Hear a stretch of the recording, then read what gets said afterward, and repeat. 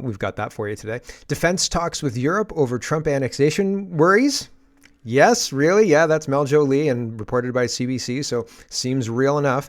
No removing Chinese booze from the shelf. So China is decimating our canola export industry, and that hurts Saskatchewan, and Saskatchewan's kind of upset about that.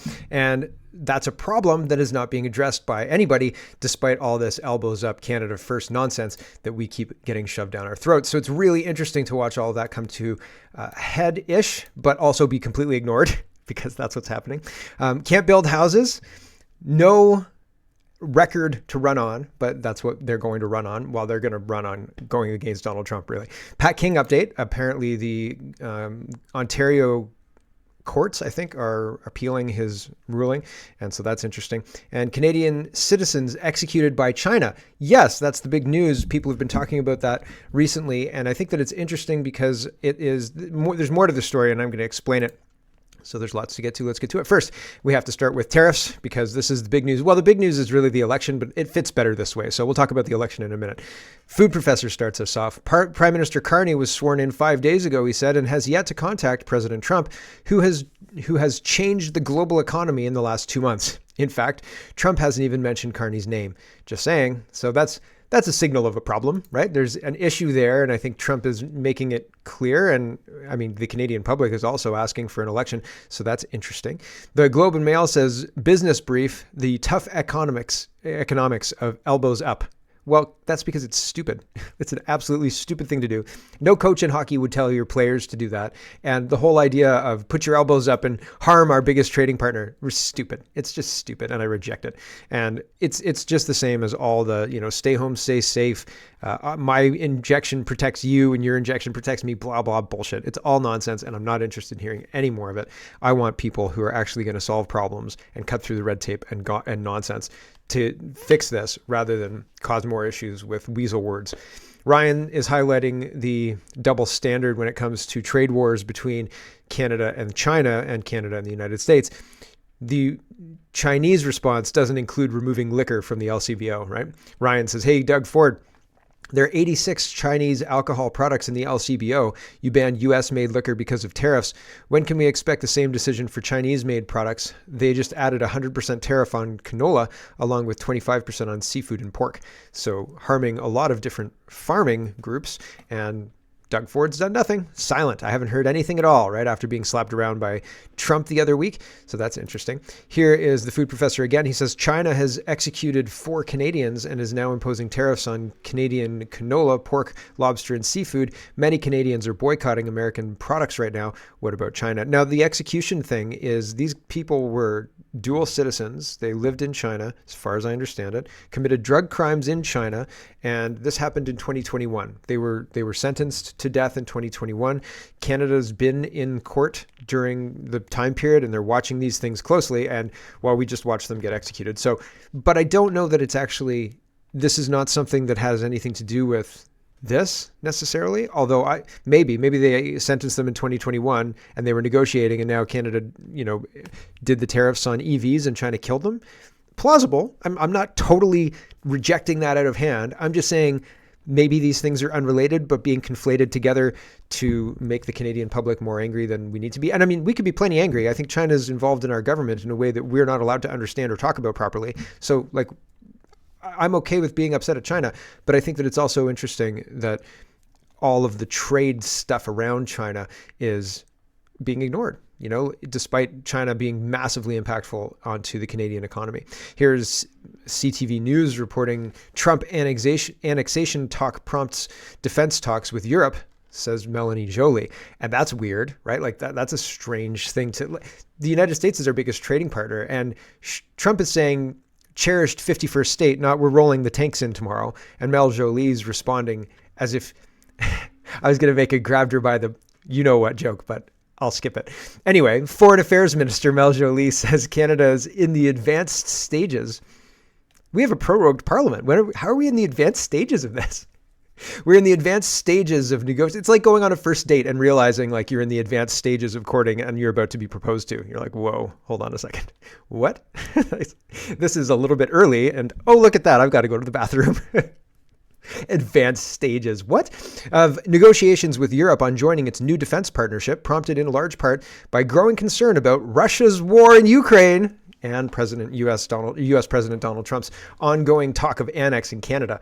In an interview with the Canadian press, Joly said Canada began talking to Europe about expanding security and defense ties almost immediately after Trump's 51st state rhetoric began. Our goal is to make sure ultimately that we are closer to Europe than ever, Joly added. Europe is moving swiftly to amp up its own military spending and capabilities to defend itself against the threat of further Russian aggression. Sure, it's Russian aggression. Okay. In Europe, it officially announced its Rearm Europe plan on March 4th. You know, like, I can't help but thinking of the parallels. When was it that the Rhineland got invaded by Hitler and you know, all of that happened, right? Like, it seems timelines are, I've said often that history doesn't necessarily repeat, but it often rhymes. It's very similar. It's like a different, maybe the chorus is the same. It's a different stanza of the same song, right? And you're like, oh man, we've heard this before. I know what comes next, right? It's something up and then down. So it seems like we're replaying history, like we're listening to that same old song again. Juno News is reporting, of course, Olivia Chow's got to get in on the anti-Trump hate. And Juno's reporting, Olivia Chow, pointless anti-Trump stunt will cost Toronto millions. So this is Sue Ann Levy. And she says, Chow's scheme is to shut out American suppliers from competitive contracts under $353,000 for goods and services and $8.8 million for construction contracts. Presumably by holding her photo op in front of a fire station. This includes fire trucks and fire equipment. But according to published reports, the amount that comes to Toronto from U.S. suppliers amounts to a mere 10% or $210 million. 10% is kind of like not high. It's not a lot really, but 10% is like a significant amount. Like, it's going to be difficult to replace that 10% probably, and it's going to be higher cost. Back to the article. Shifting from already signed contracts will take time and money, considering there will be fewer competitive bids. Yeah, so that's a problem. And so we're cutting our nose off despite our face, right? So we cut our nose off, and now we're ugly because we've cut our nose off despite our face, to show those Americans how upset we are. You know, we're going to pay more Americans just so you don't have any money. Ha! And they're going to say, oh, like that footnote contract from Ontario that was a real pain in the ass to deliver. Yeah, we lost it. And they said, oh no, right? Shucks darn. We don't have to deal with Mayor Chow anymore. Nuts, right? Like, I'm sure they're real upset about the whole thing. Anyway, Maxime Bernier says, the People's Party of Canada's leader believes it is in the country's best interest to negotiate a new trade deal rather than challenge United States President Donald Trump's tariffs. Maxime Bernier urges Canada to stop threatening the United States with silly retaliatory tariffs. Yes, we have a choice, everyone, but it's not going to happen because our elections are rigged. I'm sorry. Ryan Garrettson says furniture manufacturer Prepack is shutting down in Canada and moving production to North Carolina. They claim tariffs are the reason for the move and snow. They don't like the snow and they'd rather not have to deal with that every winter. Thank you very much. Unfortunately, 100 Canadians will be laid off.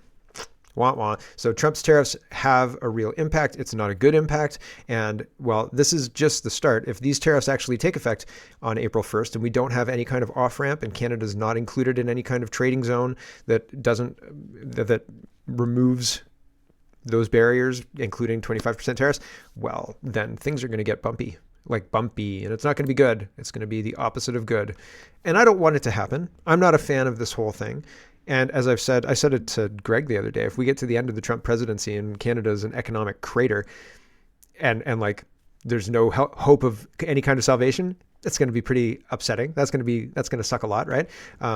Hopefully we understand it. Hopefully we avoid these negative consequences. But at this point in time, it doesn't look like our leadership is really trying to avoid it. It looks like they're trying to lean into it because the Liberals think that they can maintain power through using Trump as a boogeyman to cover their disastrous record, right? Their record is awful. They can't run on that, so they have to run against Trump. They have to. There's no question in my mind, and I don't think they see another option because their star is falling, if you will.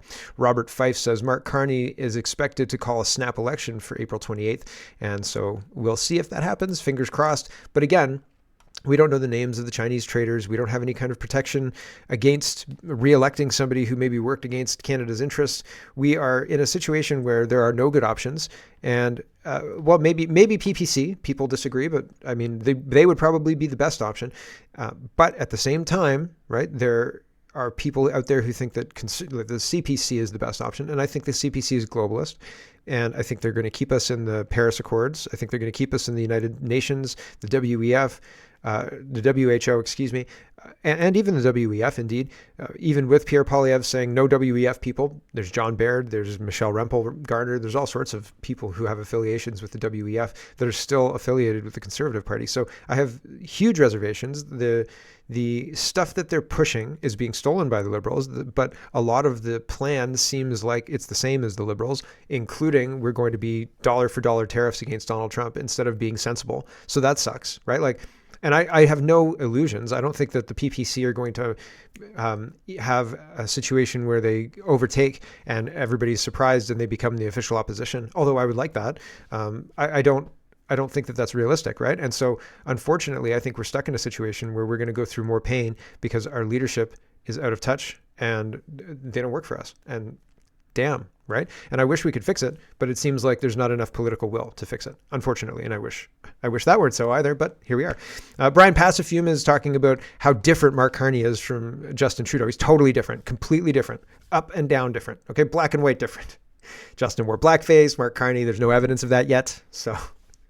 Brian Passafume says, how's this for transparency? It seems that under Mark Carney, the PMO has done away with publishing daily itineraries. See, completely different. No daily itineraries. Now, used to be daily itineraries. Now, none. Gone, right? Here's an archived screenshot from when Trudeau was the prime minister and one I took from the website just now. See what's missing? Yep. Yep. Nobody cares, right? And that's the unfortunate part. Nobody's going to hold anybody accountable. Do you think Poilievre's going to bring back the itineraries? I doubt it. I doubt it. Keith says an investigation by Auditor General Karen Hogan of the now disbanded $1 billion Sustainable Development Technology Fund, also known as the Green Slush Fund, suggests many programs may be rife with fraud. Editorial, the Liberals' $200 billion climate boondoggle. So this is $200 billion of fraud talked about in the Toronto Sun. And unfortunately, again, I don't think anybody's going to be held accountable. Doge doesn't go after, well, as far as I've seen at this point in time, in the United States, the Department of Government Efficiency doesn't go after the people who have been committing fraud yet. They've just cut off the fraud, right? They've just cut them off at the knees. No more money going out. And then that is counted as a win in their debt clock thing. And we've saved billions, they say. Fine, maybe they have, maybe they haven't. We in Canada don't turn off the fraud. We allow the fraud to continue. All that time we were doing hearing about all these companies and back deal companies and all sorts of, back rooms deals and all sorts of all that stuff. It was still happening. Like they were still shoveling the money out the door with fraud.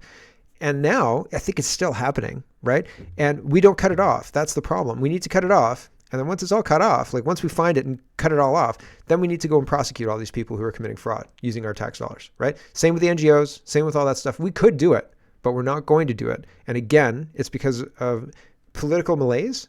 Political malaise because I don't think anybody sees any wins. I don't think anybody sees anybody, we took on the school board and look at these successes we've had in Ontario. Like it's not happening, right? And that's the same across the political spectrum. If you stand up, you get arrested. If you stand up and say, I'm not wearing a mask, well, I mean, that was a problem for a while until it wasn't, right? Like, and then it's interesting because even a win for our side, even a win for the sanity of, removing masks and moving on from COVID and things like that doesn't feel like a win because there's still so many, they put their finger on the scale on so many other things, right? Climate fraud, this fraud in government, unending foreign wars that we for some reason have to pay for and continue, right? Because if we don't, for some reason, the war will come here. Like, I think that if we don't have a military, the war might come here. And oh shucks darn, these people have destroyed our military. So like, there's that. Here's John Fraser, and this is the election series of tabs. So John, I'm trying to point out that the Liberals are currently campaigning. They're in campaign mode now, and they're using the pre-election cycle and the end of the prorogue, the new leader and all that stuff to try and get a momentum going into this election. It might be working. I don't see it, but I kind of dislike them. So, but maybe their base is eating it up. I don't know. I don't think so. I don't think your average low information voter is eating it up, despite the polls, right? The polls say that everybody loves the Liberals now, right? Like, who cares about the last 10 years? Who cares about not being ever able to afford a house or gas or anything like that, or food sometimes too? We just want more policies that harm Donald Trump. And we don't care if it costs more, says Canadians, according to the polls. So I don't believe the polls because it sounds stupid, right? I don't think anybody would actually harm themselves that way. But again, I could be wrong. Anyway, here's Francois-Philippe Champagne using the pre-election time to campaign. And he says, looking forward to host provincial and territorial finance ministers Friday in Montreal. We'll talk about the best ways to work together to protect our workers and industries by capitalizing on Canada's strengths. Together, we'll build the strongest economy in the G7. What nonsense. These people have been in charge for a long time. He's the new finance minister, but they've been, well, John says, you've done nothing but stifle growth for a decade. Why would we believe the Liberal Party would start growing the economy now? We don't. I don't. I think that if they got the finance ministers in a room and the finance ministers had good ideas, they would shoot all those ideas down in favor of more DEI, whatever, and we would not be in a better position. So these people need to go. Pierre Poilievre says Conservatives announce a plan for Canada First with shovel-ready zones, pre-approved areas to build mines, data centers, pipelines, LNG plants, and more. No uncertainty of years of delay, just go. Sign here to build Canada First. So it's interesting that he's trying to get in on the Trump idea of economic zones. Mel Joly, I think in a little while, is stealing Pierre's idea of building Arctic bases, but again, I don't believe that they're actually going to build anything. Here is a shorter version. That video is 6 minutes. Here's 30 seconds of Poilievre laying out building things instead of languishing in approval hell for years. Here is Poilievre. We've been talking about this ring of fire now for almost 20 years. We can't even get a permit for the road to service the mines that we would eventually approve. My common sense plan will repeal the unconstitutional anti-resource law C-69 so that we can rapidly grant permits to dig the mines, build the pipelines, harvest our resources, and bring home powerful paychecks for our people. So that's a little conservative ad there, right? Everybody's in campaign mode. Everybody's visiting everybody and so on and so forth. Evan Solomon of the group that works with Gerald Butts, Mark Carney's wife, Eurasia Group, right? He's running as well, apparently as a Liberal. No is reporting Evan Solomon to run for the Liberals. The Globe and Mail is reporting. Apparently the Liberals have recruited a number of high-profile candidates, including former Vancouver Mayor Gregor Robertson and former CTV television host Evan and painting salesman Evan Solomon. Two sources said. One of the sources said former Quebec Finance Minister Carol's Lieto will also run for the Liberals. So trying to bring some talent back into the cabinet, because right now, I mean, when Morneau left, you had most of your real talent gone, right? All you've got left is liar Marco Mendicino, right? And I mean, he gets hives when he tells the truth and his throat closes up. So you know he's telling the truth because he can't talk, right? So other than that, because he's allergic to the truth, he's lying, right? So it's unfortunate because Mark Carney's afflicted, it seems, with the same disease. I don't know where they get it or if it's contagious. It might be another version of COVID, but with lies, I don't know. Anti-Taxer says, I spent 25 days offline. Nobody was talking about the Liberal leadership race or Mark Carney. I laughed when I heard he swept every riding with 86% of the votes, and only 151,000 people voted, with quotes around them, people. I remember when they bragged about having 400,000 members, and I see he still gets 10,000 likes on his insane and boring posts. The guy is a construction of fabrication. He really is. He's boring and he's stupid. And they tell us that he's smart, but he's not smart. It's like knowing that the middle manager's an idiot, but he's supported by the people around him. And so you know you can't get rid of him, but they keep telling you he's real smart and he has great ideas. And you're like, this guy's an idiot. He doesn't know what he's talking about at all. I understand more about retail than this guy, right? Like, of course, not retail. I'm just saying. Pascal says, friendly reminder that to this day, 19th of March, 2025, quote, Team Canada hasn't removed a single trade restriction or tariff on interprovincial trade within Canada. We've had time. We've had opportunity. We've had reason, but we haven't done anything about it. We haven't done anything at all about it. We have sat around and done nothing. And again, like, I don't feel that I'm responsible for this. I don't feel like I've abdicated my responsibility to doing the things that I should be doing in order to make sure that the government takes seriously the threats from Donald Trump and the rest. And I'm sorry, going to Europe and saying, we'll totally join your military. Nope. We'll totally join your military thing against the United States. Nah, this is not against Russia and the United States. No, that's not gonna help, guys. You're not fixing the problem at all. In fact, you're making it worse, right? And so it seems like that's obvious. And why do our leaders hate us? I know why our leaders hate us, but like, why do they openly hate us? And why do people who are medium to low information voters tolerate this crazy stuff? It's nuts. Like, how are people not pissed off? Honestly, it's crazy. Nothing has been done. Oh, we're gonna do a lot. We're gonna diversify. We're gonna build pipelines fast, so fast you're not even gonna see it happening because it's not happening. Fast, it's not happening. You're not doing anything. We don't have any steel. We don't have anything. Oh my gosh, it's insane. Here's Mel Joly, and she's talking about making record investments in the Arctic. This is her stealing Pierre Poilievre's plan to build bases in the Arctic. She's also talking about F-35s, which I thought they were gonna get rid of that. So here she is, 30 seconds of Mel Joly. So 88 new F-35s, new arrivals, new ships, new icebreakers, new contract for submarines. And also will be a new series of radars that need to be modernized. Moreover, we'll be investing in important infrastructure in the north. 5 new airports. I have to qualify these as generational investments. And under the circumstances, we can't just have a defense policy without having as its foundation a foreign policy. And that's why we came up with this new approach. No, I know I've just... Radical new approach that we heard from Pierre Poilievre when he was in the Arctic the other week. Sam Cooper is responding to Michael Cooper, no relation. And Michael Cooper, I don't think there's a relation. They don't look anything alike. I don't think there's a relation.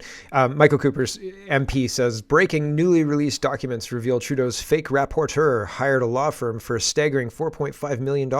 Turns out Liberal insiders got paid handsomely to help whitewash Beijing's interference. The rapporteur's work was so discredited, he resigned. Taxpayers deserve a refund. I don't disagree. And here is Sam Cooper. He says, crowdsource Canadian law firms experts, a lawyer in BC familiar with business with China that I will not name, mentioned to me off the record that this law firm that I had said was hired by DJ, since I was told this in a process, does significant business with Chinese entities. Is this so? So what's the connection, right? And it's interesting that Sam Cooper's looking into it. It's unfortunate that it's like Sam Cooper's reporting on a forest fire that everybody can see, and nobody really cares because the forest fire is in charge of the police stations and fire stations, et cetera, et cetera. Maybe that's a bad analogy. John says, we need to change course, and we're ready and we need to do it quick. John is an MP, and he's a CPC MP for where? Barrie Innisfil. And he says, more of the same failed policies will not work after 10 years. This is embarrassing. A country with talent and resources like Canada should not be so diminished that we have basically reached developing nation status. Yeah. So our growth, real GDP per capita growth, in the OECD 2015 Q1 to 2024 Q3 has been abysmal. It's 1.4%. Mexico beat us. They more than doubled us. Okay, Mexico. If we doubled, Mexico would still beat us. Okay, they beat us with 3.2%. And if we doubled, they still beat us. Okay, that's terrible. I know I said that twice, but really, there's 5.5%, and I think that's not Great Britain, is it? At the top, or midway through the pack, the USA isn't even the top. It's got 18.2%. Now, these are regions as well, including the EU. So I apologize for not knowing all of the acronyms here.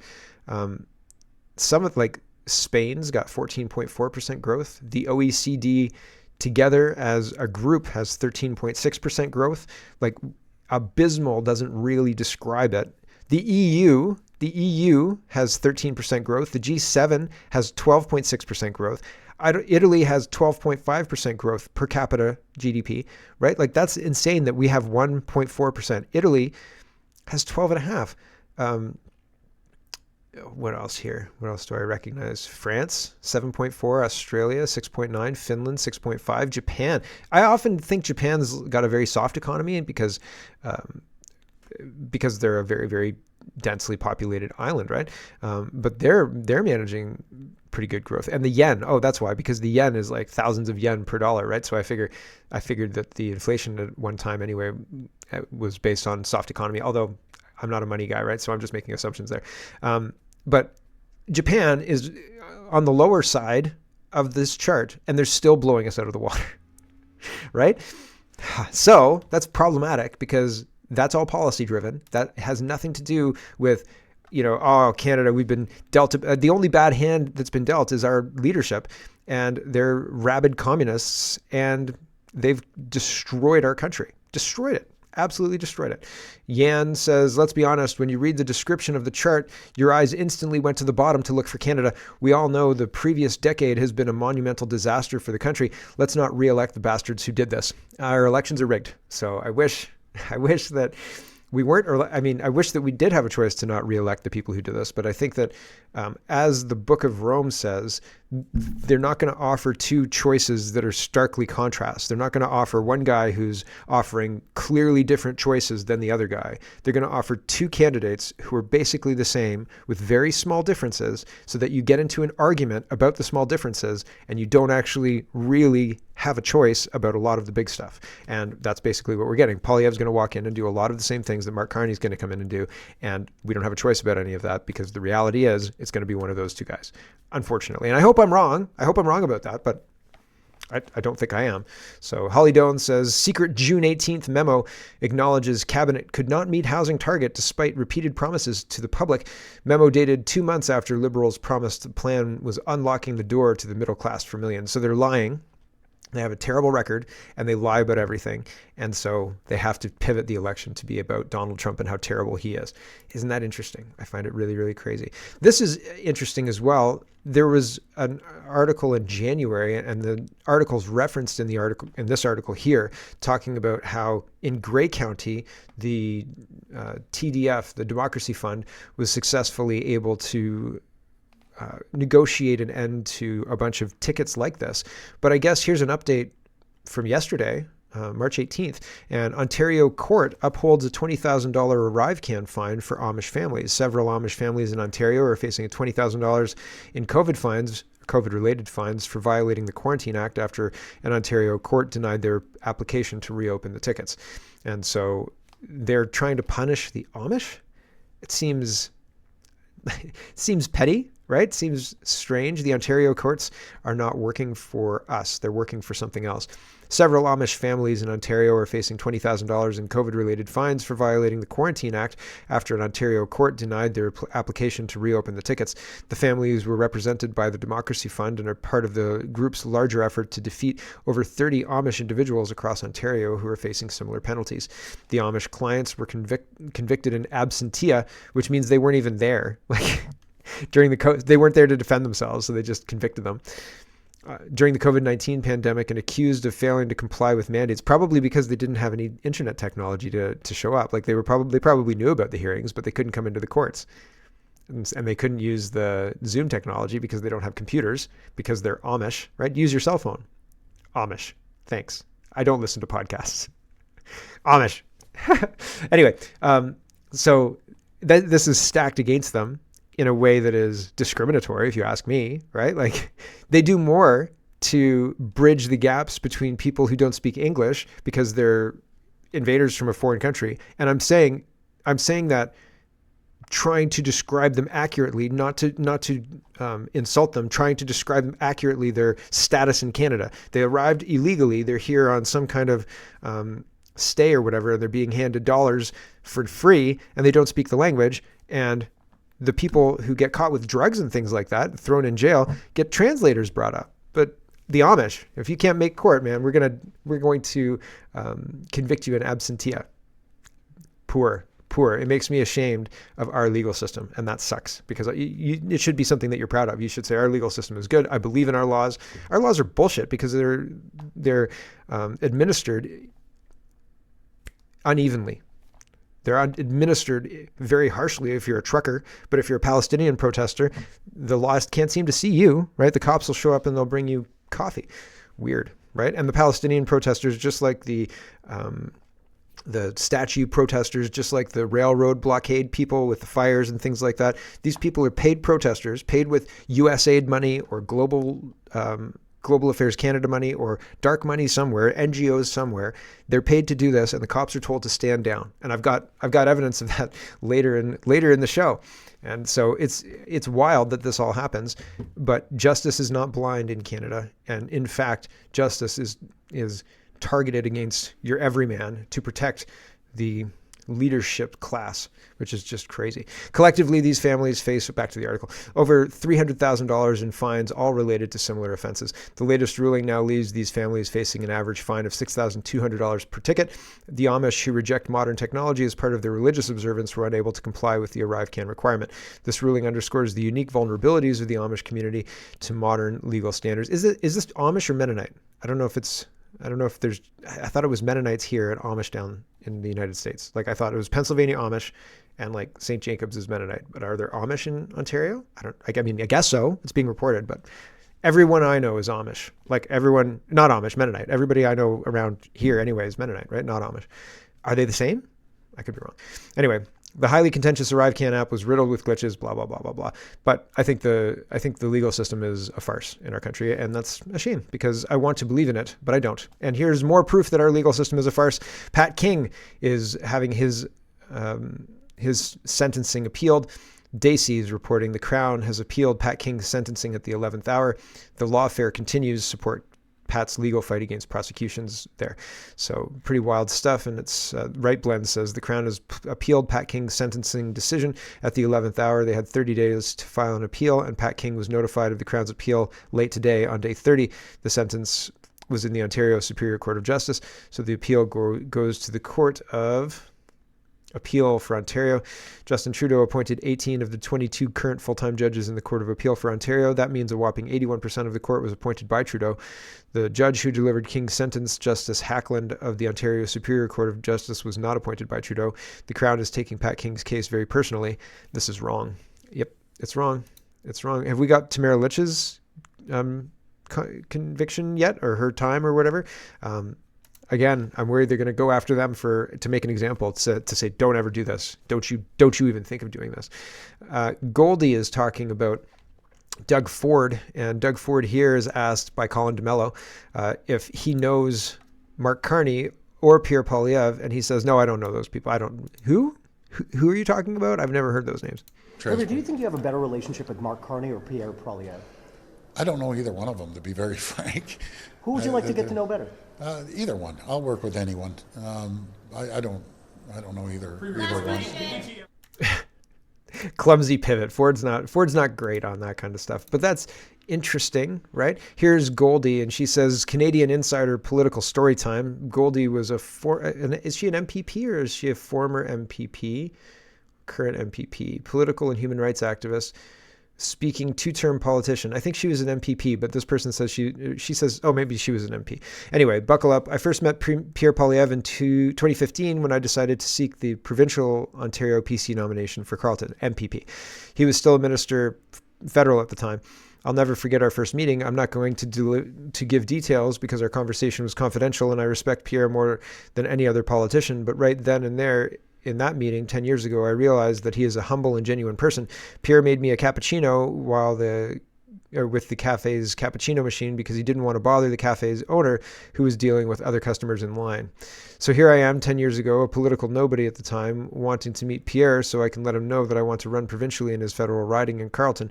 He makes me a cappuccino, and for the next 2 hours we spoke politics. He gave me a lifetime's worth of political advice. Fast forward to today, Doug Ford is lying about not knowing Pierre. I know he's lying because I was involved in a conversation with Doug about Pierre, and when Pierre was running for the leadership of the Federal Conservative Party, I was told by Ford that I can't vote for him and I can't go to the leadership race results in Ottawa.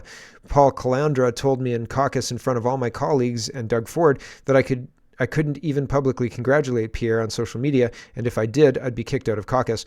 I congratulated Pierre in private, but I wish I'd congratulated him in public and not cared about what Doug Ford thought. of Pierre Poilievre. So it's interesting. Why is Doug Ford pretending not to know Pierre Poilievre? Strange, right? It's a weird situation. And well, I mean, are we going to get any kind of, we're never going to know. Like all of these weird lies and all this talking out of both sides of their mouths, promising the world while they destroy the economy, all that stuff. We're never going to know really who knows what and who is really doing what, unfortunately, right? And man, we're bad at holding people accountable. And so when we don't hold the people accountable, it emboldens people to do it more to us, right? To take advantage of us more.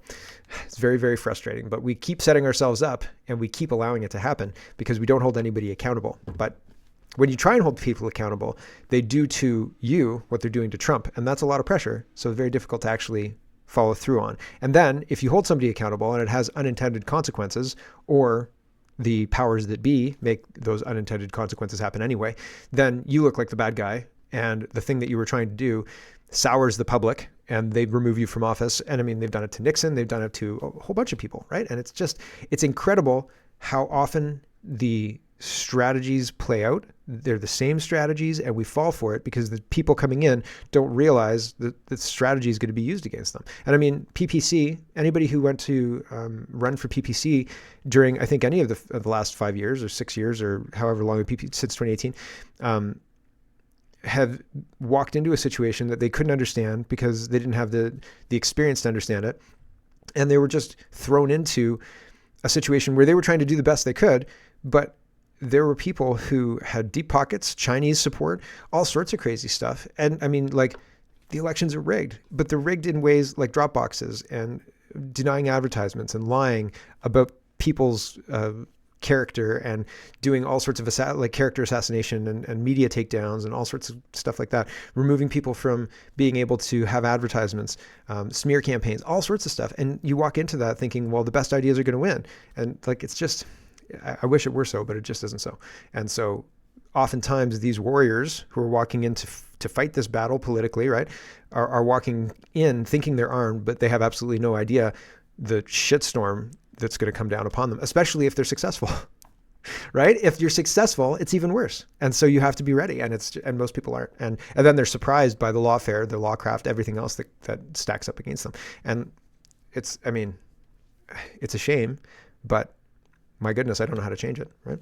And we've got to say goodbye to the stream. So thanks for watching on the stream, everyone. We've got lots more show coming up. We're going to talk about China, but I've already talked about China. But CO2, terror, and censorship, and a whole bunch more, USA as well. So thanks for watching, and we'll catch you tomorrow. And for everybody else, hello, everyone. Thanks very much for watching. This is just a short version of a longer show. If you'd like to get the whole show, you can go over to CanadaPoly.com and sign up for a subscription. Just look in the drop-down tab for Shop and Donate and look for subscriptions, and you'll get immediate access to the full show.